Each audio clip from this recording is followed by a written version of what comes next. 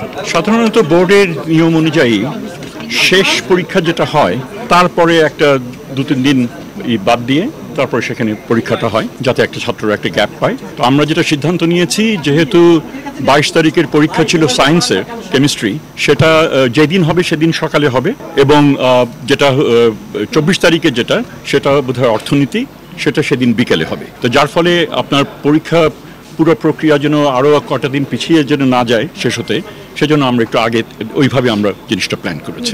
ডেটগুলো এর মধ্যেই কয়েকদিনের মধ্যে, এটা খুব একটা গুরুতর কোনো বিষয় না, এটা বোর্ডের বিষয়, তারা এটা অবহিত করবে।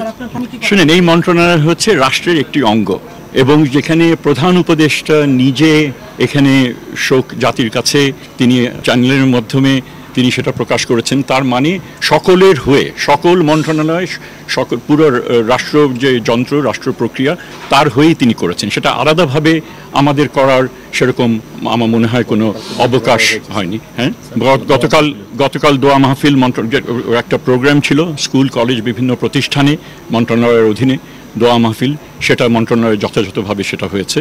তো আর সেখানে আমরা নিজেরা, যেটা আপনার দ্বিতীয় প্রশ্ন ছিল, না, এই তদন্ত কমিটি সরকার করবে, এটা তো খালি শিক্ষা মন্ত্রণালয়ের বিষয় না, এটা বৃহত্তর একটা বিষয়।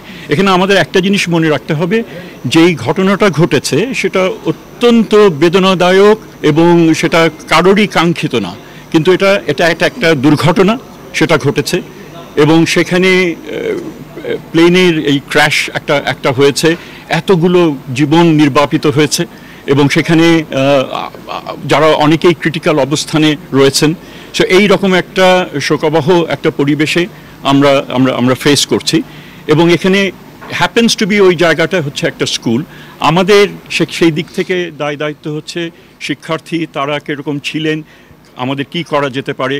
সেই ঘটনার আমি বোধহয় 3টার দিকে আমি খবর পাই, 3:15 মধ্যে আমি এখান থেকে রওনা হয়ে, মানে প্রধান উপদেষ্টার যে নির্দিষ্ট হয়ে আমি সেখানে চলে যাই। আর আমরা একটা মিটিং করছিলাম, সেই মিটিংয়ে অন্য সহকর্মীরা চলে যান হচ্ছে বার্ন ইউনিটে, এবং পরবর্তীকালে তারা সিএমএইচে তারা যান। সেখানে আমি 4টা থেকে 6:30 পর্যন্ত সেখানে ছিলাম বিভিন্ন, এবং সেখানে আমি মিডিয়াতেও আমি গিয়ে সেখানে ব্রিফ আমি করেছি।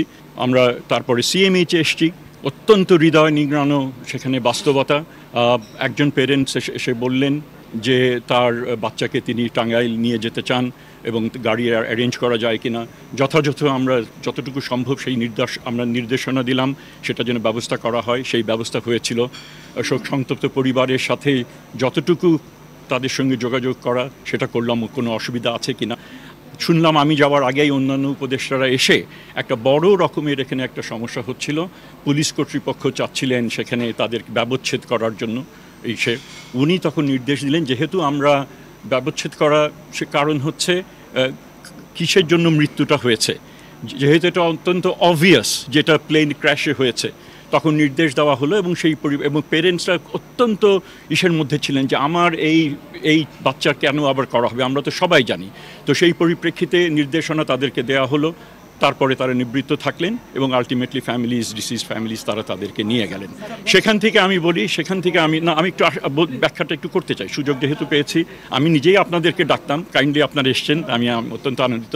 সেখান থেকে আমরা তখন বার্ন ইউনিটে আমরা আসলাম, এবং আমরা অবশ্যই বার্ন ইউনিটে দেখলাম, এবং যেভাবে যতটুকু সম্ভব তখন সিঙ্গাপুরের সাথে তারা যোগাযোগ করতে চেষ্টা করছিলেন। সো রাত 10টা পর্যন্ত, 9:30 10টা পর্যন্ত সেখানেই ছিলাম।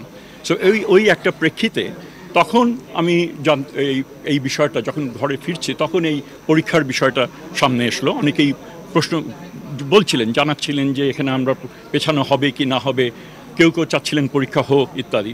এবং সেই প্রসেসের মাধ্যমে কয়েকজন উপদেষ্টার সঙ্গেও আমাদের কথা হয়েছে সেটা। এবং এইটা একটা সিদ্ধান্ত যেটা হুট করে নেওয়া যায় না, এবং হুট করে নেওয়ার এখতিয়ারও কারণ নেই এককভাবে।